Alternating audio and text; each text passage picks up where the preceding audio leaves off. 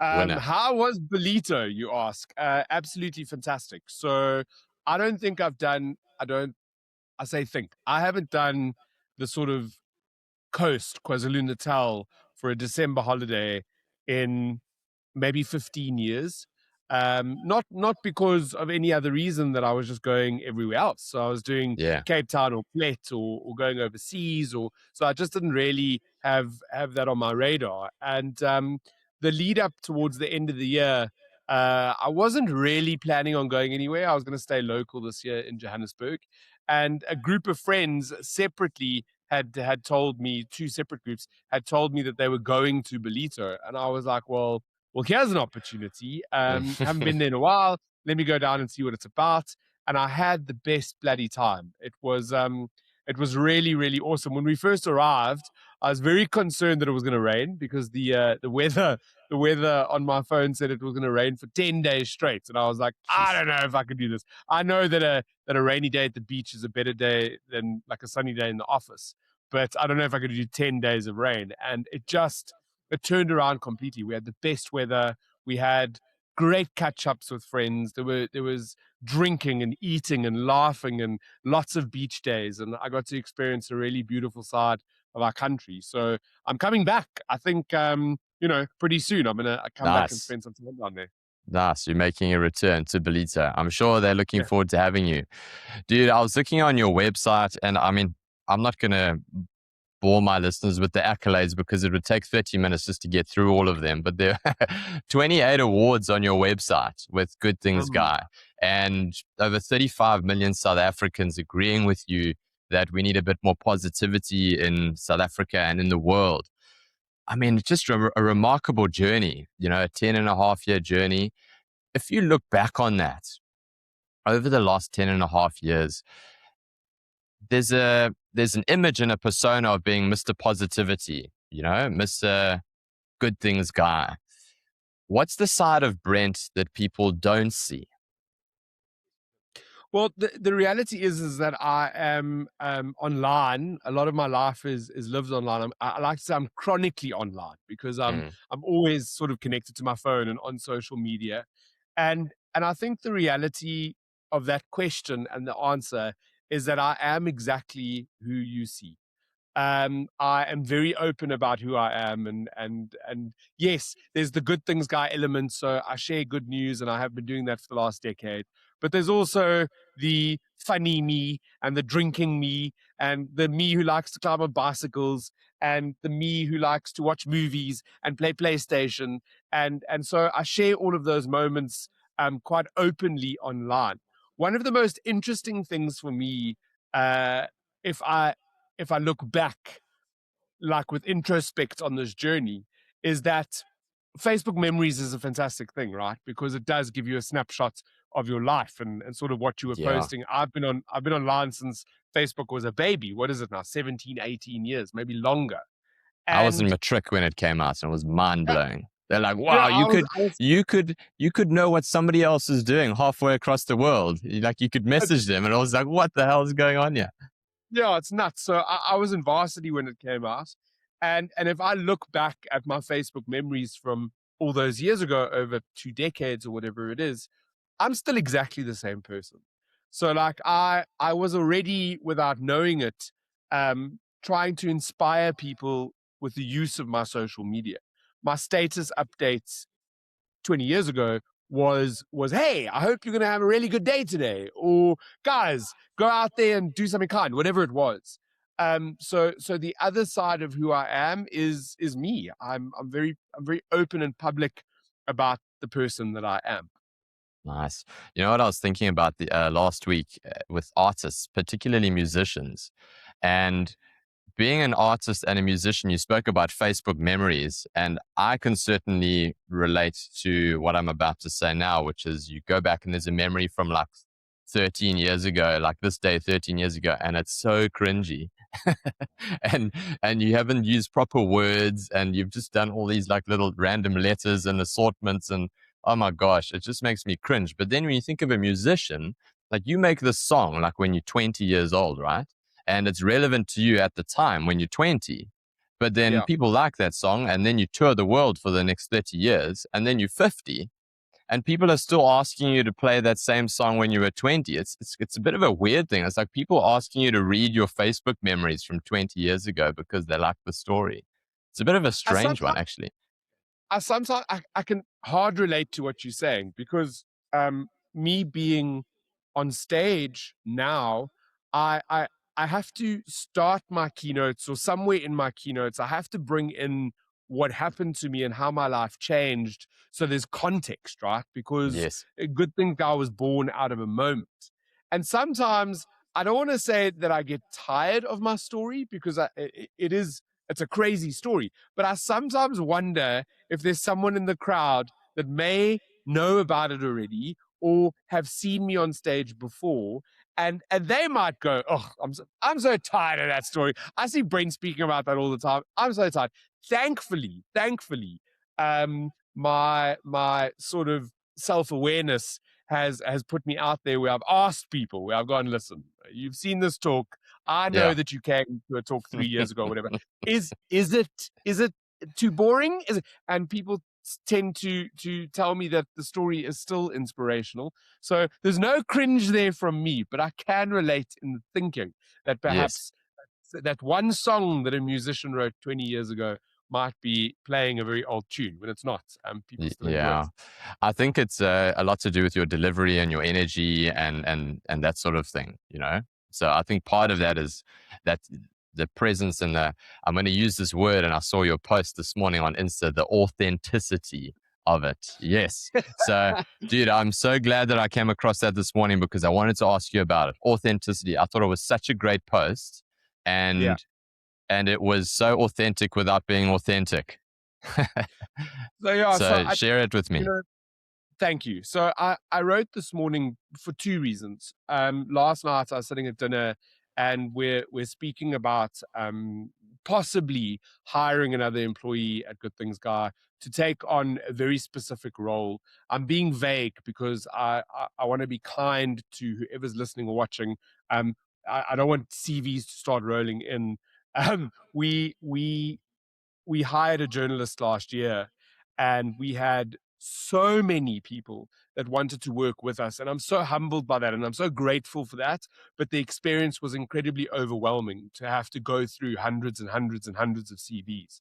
And we as a team, we tried to answer absolutely everybody. We tried to be like in comms with everybody because the state of unemployment in our country is so dire that we get it. Like people Mm, are in really tough spaces.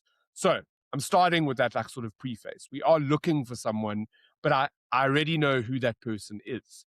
And the reason why the authenticity thing came up is because the person in question who works basically as a contractor. They've got their own sort of thing that they're doing, and so I believe that they will fill the role.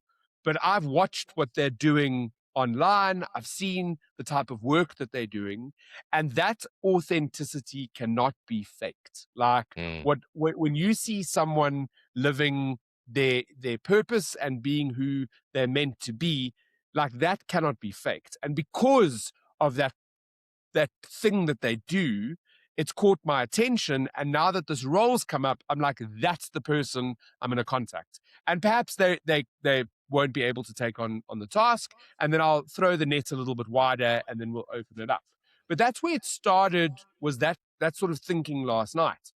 And then this morning I woke up and I got my little morning routine. I think about, what it is that I have to do today. I change the words to get to, because what is it that I get to do? It yes. creates Love that. opportunity Love to that, dude. be in that space that I get to do things. Mm. And I need to pause here because your listeners might be hearing something snoring. It's my dog.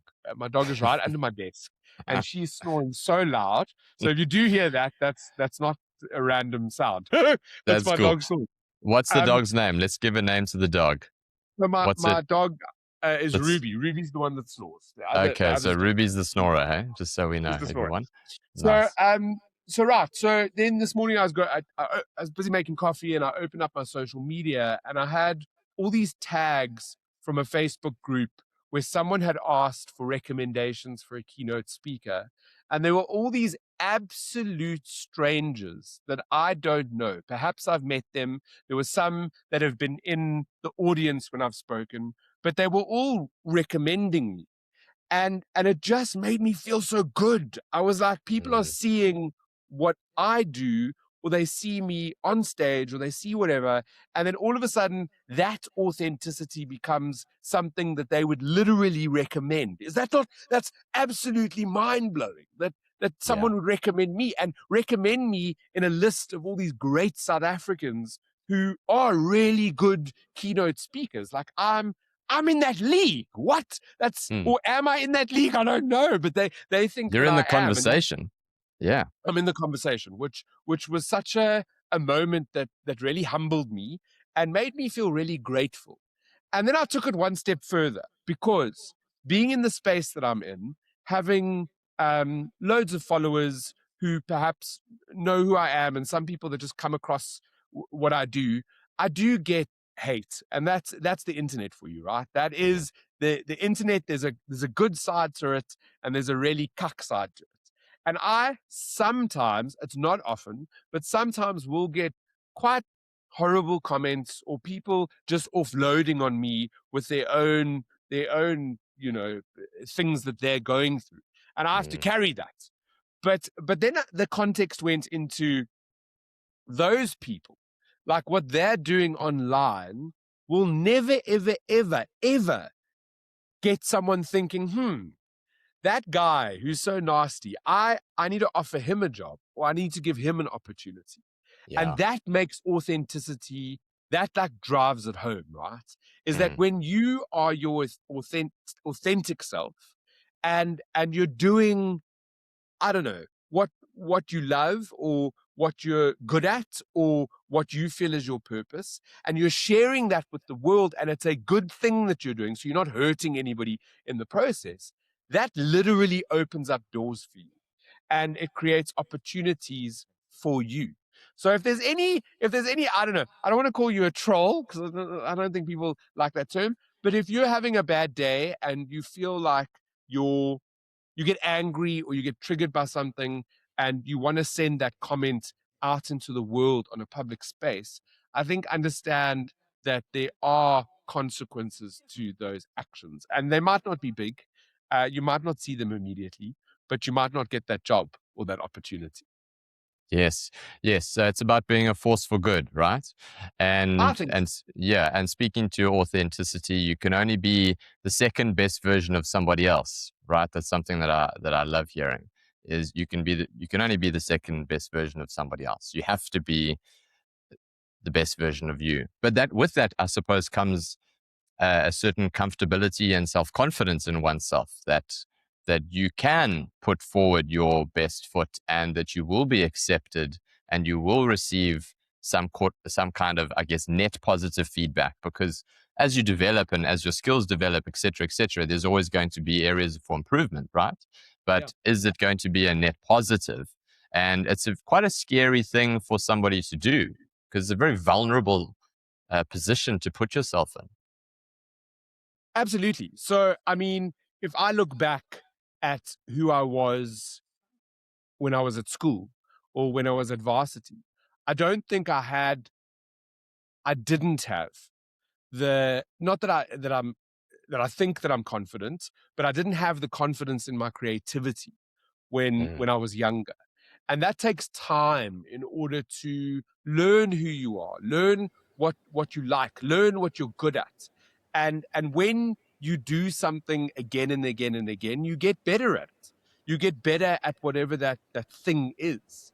And if you can hone in on those skills, whatever those skills are, for me it was telling good news stories in different formats. So whether that was writing those stories, or retelling them on radio or TV or on stage, the more I did it, the better I got at it.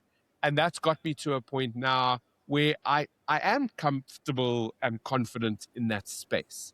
And so, it being vulnerable and putting yourself out there in the beginning is tough. I'm you've triggered like a memory that I'm my first sort of retelling and sharing stories, I don't think it was as well received as what it is now. And I definitely wasn't as good. If I go look back at some of my writing, it's embarrassing. Like, Mhm. I would not want to enter that into competitions or even show anybody, really. Yes. So yeah, I guess where this is going is, if you want to be authentic and you want to do these good things, whatever it is, to put it out in the world, in a public space, you're going to have to be vulnerable, and it might be cuck, but do it enough and give it your all, and it could possibly turn out to be the best thing you've ever done. Yeah, exactly. None of us are getting out of this alive anyway, so might as well give it a crack, right? I love that. Absolutely. I love what you said in your post about have to versus get to. So to explain it and put it out there to people, I have to go to work versus I get to go to work. I have to record a podcast versus I get to record a podcast. I have to go to gym versus I get to go to gym. And it's something that's so powerful. I came across it a couple of years ago, but it's something that stuck with me. And then you reinforced that with your post earlier this morning, that it's rooted in gratitude, right? And that is always, I think, the place to start from if you're wanting to live a positive life, and then to be able to then project that further onto other people. Because I think it has to start inwardly, and then you project that outwards to other people, right? That's the authenticity of it. That's when it comes through. You genuinely want to put good out into the world versus Yeah. somebody who might be really struggling inside and is it feels conflicted because they feel like they have to do it. Meantime, how they're feeling inside is not necessarily what they're putting out there. And just starting a day from a point of gratitude is such a powerful thing, dude. Has that been a deliberate practice as you've evolved and matured over time? Yeah, so the whole I get to, I don't want to say theory because then I sound like Mel Robbins, but the whole I get to idea I has like been Mel around. Robbins. I like some of her stuff. I think Not Mel all the Robbins stuff. can. I think some of her things are really spot on, but if you dig deeper, some of the things can be a little bit problematic, and the way that it's brought across can't be implemented. It's not like a one size fits all. No, But I no. do love her. I do love her. I Mm, think most of her things are really, really good. The I get to concept has been around forever. It's not something new. It's not something that I don't know of any singular person who owns the idea. But I came across it during COVID, and I was having, as we all were, a really tough time with life. Thankfully, my business was doing well, so I could still work and I was getting an income. But it was incredibly taxing. I was working really long hours trying to produce all this good news, which people really wanted at the time. And I was being sort of pushed from pillar to post, from TV and radio, all via Zoom. Some of the stuff was in studio, but it was a really tough ask because it took a lot of me during that time. mm. And I was sad. I think everything that was happening in the world, and the lockdowns and the anger and the division and the hunger, and it really made me sad. And I came across this idea somewhere. I read it somewhere. It was across my desk, and I started implementing it as a thing that I did every single day. So as I opened my eyes, I would think about all those things that I have to do today. What is it that I have to do? And I would list them in my brain. And then I would change the words have to get to. It's a conscious decision that I had to make. And I started realizing how quickly I stopped dressing my opportunities up as stressful things. So I was starting to look at them Wow. for things to be grateful for. And that practice is now totally it's a habit. It's completely it's a habit that I do every single day. I must put like a little footnote here that it doesn't always work. It Mm, doesn't always work. I believe gratitude 100% equals happiness, but not every day is going to be a happy day, no matter how much gratitude you try and put into something. But it does do a bit of a mind shift. And if you can start your day with that little bit of gratitude, and then work towards other things that fill your cup if you're having a bit of a cuck day. I don't know. For me, training, going to the gym, swimming, walking my dogs, moving really does something positive for my body, my physical sort of health, and also my mental health. But then so does playing PlayStation or Mm-hmm. spending time with my friends. So the whole point that I'm trying to make here is not every day is going to be a good day, and the whole gratitude idea is not a blanket sort of thing that's going to fix you if you're having a tough time, but it Yeah. can be a fantastic start. And cemented in that, over the last couple of years, mostly last year, I came across a fantastic thought leader in the happiness space. His name's Arthur C. Brooks, and Mm-hmm. he got the most phenomenal story. So he was living his purpose. He was living this great life. He played an instrument, and that was his passion. And he created a career out of it. He was traveling the world with orchestras, and he was seeing the world, and he was doing all these great things. But inside, he wasn't really happy. Like he wasn't feeling that happiness. So he went back to varsity. I think it was Harvard. And he started, his whole concept was to study something business wise so that he could get into business. But eventually he got into philosophy and he started asking these huge questions, and it landed on happiness. And he's got, I mean, his happiness dives deep into, or his ideas around happiness, about our cause, what we need when it comes to family, work, faith, all these things that he sort of like, outliers into different chapters and books. And but at the core of all of those things, he brings in gratitude, Mm. because you have to, whatever facets in your life you're focusing on, there has to be a level of gratitude that goes into that, because gratitude does equal happiness in some way or form. And I've taken that on as something to help get me through the day, and also to make me a little bit happier, even on bad days. It seems Yes. to bring it a little bit. Yeah. I think the important thing here is if we just sort of preaching gratitude, now focus on what you must be grateful for. And, you know, it can sometimes come across as a bit disingenuous where one might be saying, well, actually, I'm having a really tough time. You know, I'm bad things have happened and I'm stressed and people have treated me in a way that I don't like and it doesn't make me feel good. And so you're telling me that I must just be grateful for the sunrise this morning and that sort of thing. And sometimes it can come across and not be received in the best way Yeah, versus the importance of gratitude is 100% there, right? But also for people listening to understand that there are also seasons for things. And yeah, it's okay to, if you're having a bad day, it's okay to have a bad day. And it's okay to sometimes sit with those feelings. And because the more you try and fight those feelings, the more they're going to fight you back. And you'll be stuck with them for quite some time. Whereas if you can sit with it and say, you know what, I actually haven't had a nice day. And I'm going to come back tomorrow and I'm going to be grateful that tomorrow is a new day, etc., etc. But I'm also going to sit here, just sit in the mud for a bit and I'm just going to feel what I feel. And I'm going to go play some PlayStation. And then tomorrow I'm going to come back and it's going to be a new day and then we're back at it. So I think it's about the course correction. How quickly can yeah. you course correct? Not the absence of bad things or ugly things happening? So for me, I joke about the fact that I must probably have a chemical imbalance, and my sort of like happiness meter is not, it's not on par with what the rest of the world is, and The that's rest got of the like, world.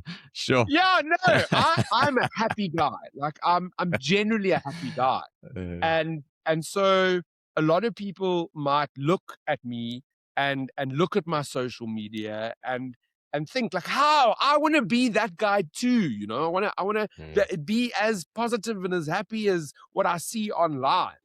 And the reality is, and I learned this as well during the COVID era, is that I didn't learn this. I do have bad days. mm, And because my general days are so good and I'm in such a good headspace, when I have a bad day, it's extreme. It's really, because my mind doesn't know how to cope with that sort of a state of mind. And during the pandemic, I, for the first time in my life, I had a full-on panic attack. It was day 80, day 80 of being locked down. And I had a full-on panic attack where I was trying to grab at the floor just to feel something. And my partner took away my phone, took away social media, sort of um, tucked me up in bed with a bottle of wine, and he was like, "Just come, we'll sort it out, we'll fix it, whatever that is." And I realized that as my career has grown, I had completely done a horrible disservice to people that follow me, because I'd created this idea of something that is unobtainable. So even on my bad days, I was sharing inspirational things. I'd wake up in the morning and share something really motivational because I was trying to motivate myself on a bad day. Mm. And that, I'd created this persona that nobody could ever, nobody's happy all the time. Yes. And that experience was such a great life lesson for me when it comes to being in the public space. Because now I share my bad days. When I'm angry, I share my angry days. When I want to rant, I share that too. Because I'm human and I'm not happy all the time.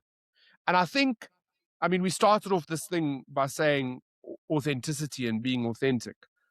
We have to be all the parts of ourselves. We can't just be that beautiful Instagram filtered version of who we are.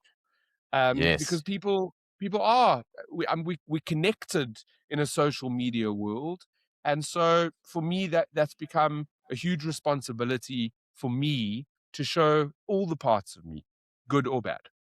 Yeah. Something that comes to mind there, I saw a quote once. I want to say Mark Manson, and he phrased it beautifully. He said, "Don't compare somebody else's highlights reel with your bloopers reel." And that's what social media is to a large extent. And I thought, wow, that is such an interesting way of looking at it. And then coming back to then your what seems to be so ingrained and and rooted in your positivity and putting good into the world. And if you feel like you were doing that even when you weren't necessarily feeling that way, then you might have also not felt like you were fulfilling your purpose or what you were there, because it wasn't a true reflection. And therefore, like you said, doing your viewers and listeners a disservice. Whereas now people know that not only can they come to you for the good things, Guy, and the positivity and that, but they perhaps can also take some lessons away from that, saying, wow, even the good things guy doesn't have good days. And when I'm having a bad day, then that's cool, because Mm. we all have bad days. And if the most positive guy, the most abnormally positive guy on the planet can still have a bad day and can post about it, then that's cool, man. Then yeah, I'm okay with having a bad day. One of the greatest lessons on this journey has been how when I share, and I guess, yeah, we have days where we get angry or sad or whatever, something happens and it impacts our mood. But one of my things that I wear on my sleeve is grief, and it's something that I speak about often. I think when you want to find like for me, being a writer, to write about grief is so cathartic, and Mm. it's something that I can do so well because I've I've got such a horrible relationship with it, but it's something that lives beside me, right? So I lost my dad 15 years ago, and 16 years ago, 15 years ago. It's 15 years ago. I lost my father really tragically for me. He'd gone to Mozambique on holiday over December, and he'd had the best time with all his friends, and they were drinking and swimming and eating and just whatever. And he got back to South Africa, and he was in South Africa for about 2 weeks, and or 2 weeks from the time that he'd been bitten by a mosquito. And he got sick, and the doctors thought it was a cold. He thought it was flu. They gave him a bit of meds, and the next day he was hospitalized, and the following day he died. So it was really quick. It was for me very tragic, and that I speak about often. And what I've when it rears its head, I will be very open about the fact that, like, today I'm grieving. Today something happened that made me really sad, and I'm sharing it with you. And what that has done is created the most beautiful space for other people to share their grief as well. And I think that's also an important lesson here. Yes, we can have gratitude, and yes, we can share our happiness. But when we open up spaces to talk about these hard things, it gives other people the opportunity to do the same. And in doing so, you literally heal each other. And that's quite special for me. So it's another learning that I've had over the last decade. Yes. Wow, that's very powerful, Brent, and thanks for sharing that, man. I know that's hopefully something that the listeners at home can take away from it and maybe find quite relatable. If we go back to August 2015 and somebody had said to you, fast forward 10 and a half years, this is what it's going to look like, would you have believed them? Never in a million years. Never, never, never, never, never. I My intention when I started Good Things Guy was literally, and now I say it, and it's like you had big dreams, buddy. But I had this Mm. idea to share one good news story with whoever was going to read it. And my mantra, and I say this to my journos often, is that if one person reads your story and their perspective is changed, or they find hope, or they find something to laugh at because we write funny stuff as well, or they become more proud of our country. Just one. If you change one reader's mind, your job is done. Like, your job is done. And when I started Good Things Guide, that was my intention, was just to share. It was a little blog at the time. I was writing one good news story every single day. That quickly became 3 stories, and then 6 stories, and now we've got 20 a day that we're publishing. But I never believed that it would be anything more than a silly little blog that a couple of people would read. I didn't believe. There was no business plan. There was no intention for it to become South Africa's top good news site. That never even existed in my brain. It wasn't something that I could have even have fathomed. A decade later, and I am just so incredibly grateful that we still have people that tune in and read and watch and listen, and that are there supporting that little idea I had all those years ago. But to answer your question, never in my wildest dreams did I think that it would become what it has, or that this would be my life that I'm living. Never. That's so cool, man. Why do you think it took off? Can you put your finger on it? So I, I I think it was right time, right place, right light, maybe. Preparation. What do they say? Luck is preparation meeting opportunity. Mm, And so I'd worked on it. I'd really, there were, at the time, I wasn't the only good news space in South Africa. There were a couple of good news spaces that had tried to do the same thing. I'd built a bit of a following because of neck nominations and sort of my social media a year before, that had put me into the space where I was sharing good news on Cliff Central. On Once a week I had a show, and I was sharing good news on CNBC on a Friday night, a little feature that I had. And so I was already in that space doing this thing. And then I think the reason it took off was right time, right place, right light, but also consistency. I mm, think that there's something really true and powerful to be said about being consistent. So I had, and I hate this term, and I'm going to use it. I had my North Star. So mm, I knew what the focus was, and where I wanted to go. I wanted to share good news with South Africa and the world. And so that goal of what I wanted to do, just being consistent at it, has built it into what it is today. So to give you an idea, I said it started off with 1 story, and then 3, and then 6. By the time I got to 6 stories every day, I was by myself, so I didn't have a team. I sure. was sort of. It took about a year and a half before I brought on my first journalist to join the team. But then she was writing 6 stories a day, and I was writing 6 stories a day. And for 7 whole years, seven whole years, I didn't take a single day off. Not a single day. Wow. I made sure that I wrote 6 stories every single day. On Christmas, on New Year, on the 1st of January when I was hungover, I'm sure that writing is absolutely atrocious. But every single day, I made sure that I was publishing 6 stories a day. And I worked for 7 years straight. And I think that was the basis of what it has become today, employing an editor, 4 journalists. We've got a full office team with accountants and my assistant and the web team. So it's built into a real media house. But it was that drive of knowing what I wanted to do and like I just wanted to share good news, and then that consistency that has turned it into what it is today.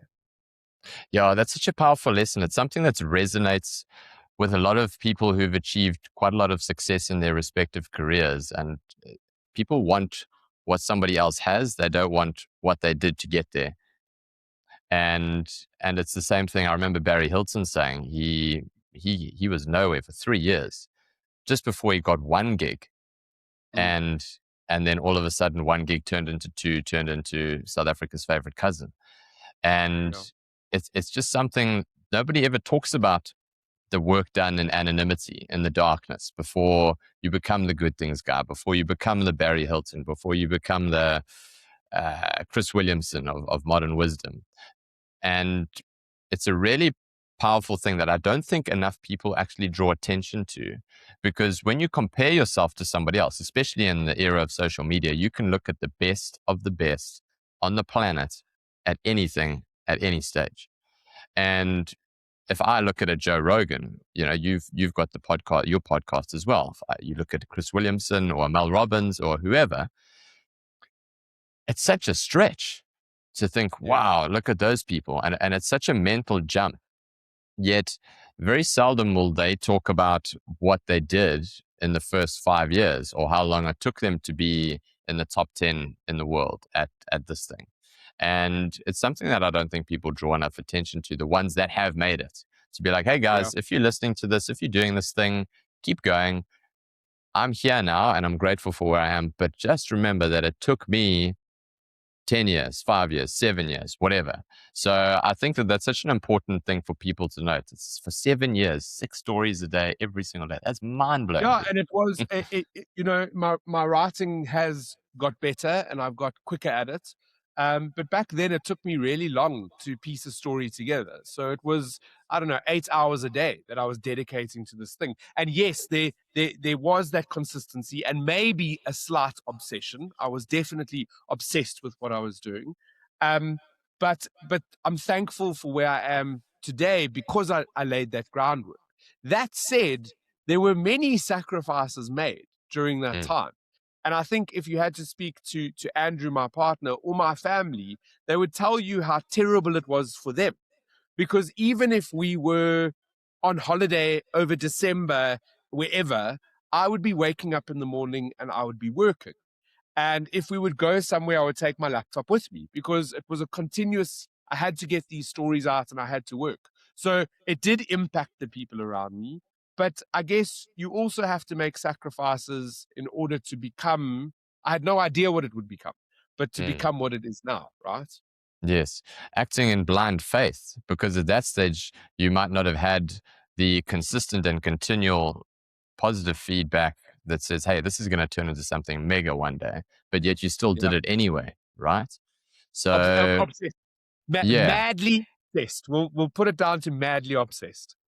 yeah, it's madly obsessed. I love that. It's such a powerful thing, man, because people, they want something so badly, or at least they think they want it, yet they don't have a realization of what it takes to get there, and as well as the sacrifices that are necessary to reach I that guess, goal. I guess we don't have as much time to unpack it, but it's not just this, right? So Mm, Good Things Guy is a chapter in my life, a beautiful chapter, and long may this chapter last. But there's other things that I did where I failed, where in business, where I learned lessons. There's a whole lead up to, I guess, that moment where I started with Good Things Guy, but all of those other decisions had led me there. Yes. So even if someone, I don't know, I did a talk yesterday and someone in the audience was like, I'm so glad I found you today. Like, just so happy.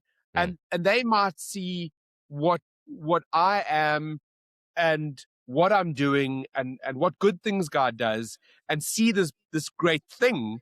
But it's taken, 20, 30 years to get you because there's a whole history of other decisions that were made. So I think Yeah. that's a very complex and philosophical way to look at it. Everything we do in our lives is a building block to get us to where we eventually need to be. And who knows, maybe 10 years from now, you and I sit down in a podcast and it's so far in the future that we're holograms. I don't know. Yeah. And there's a whole other story about where Good Things Guy was a building block and a stepping stone to something else. I don't I know. love that. Absolutely love that, dude. One of my favorite questions. So let me leave you with this. Is there anything that you've changed your mind on recently? Is there anything that I've changed my mind on recently? I mean, that's you're throwing a spanner in the works because I I don't know. know. I don't know. Obviously, I change my mind all the time.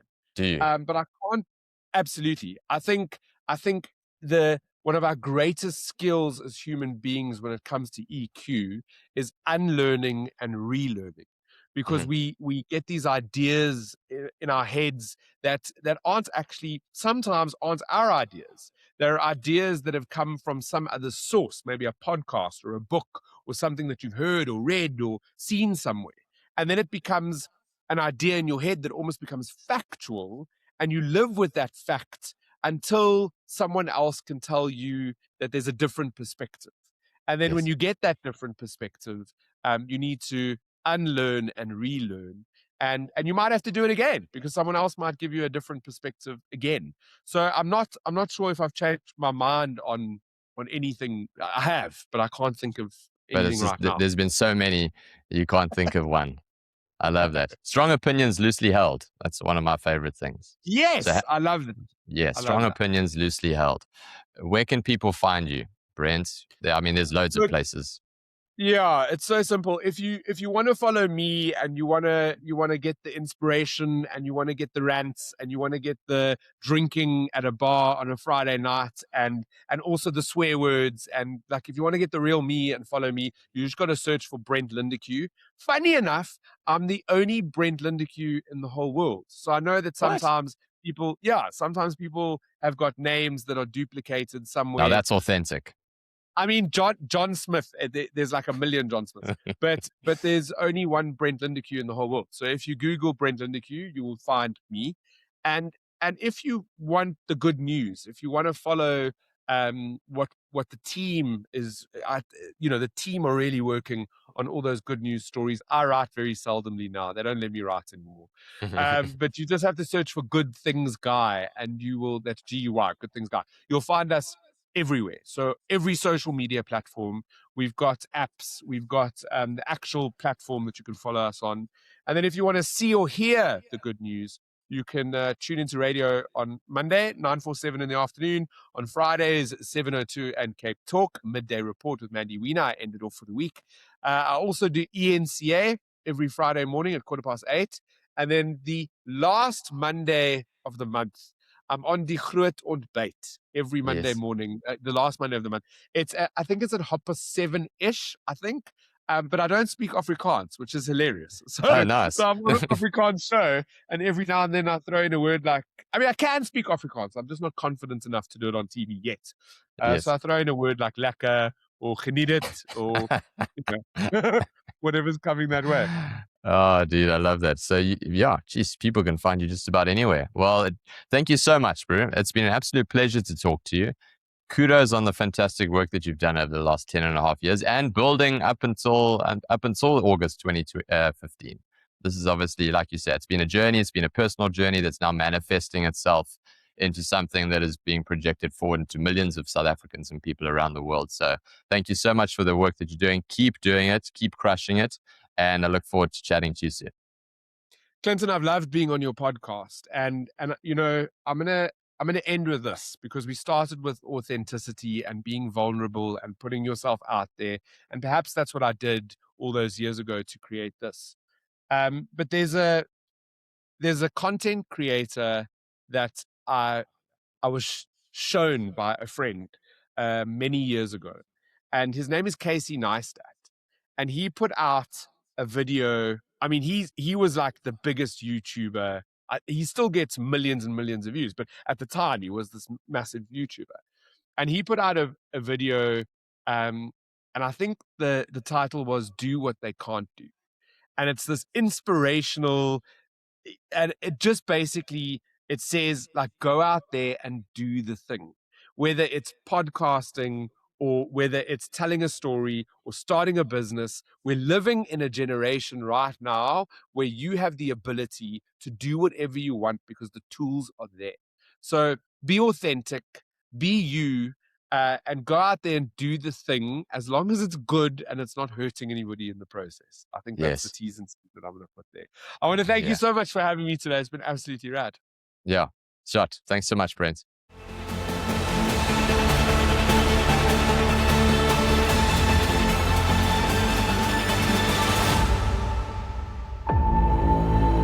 Hey everyone.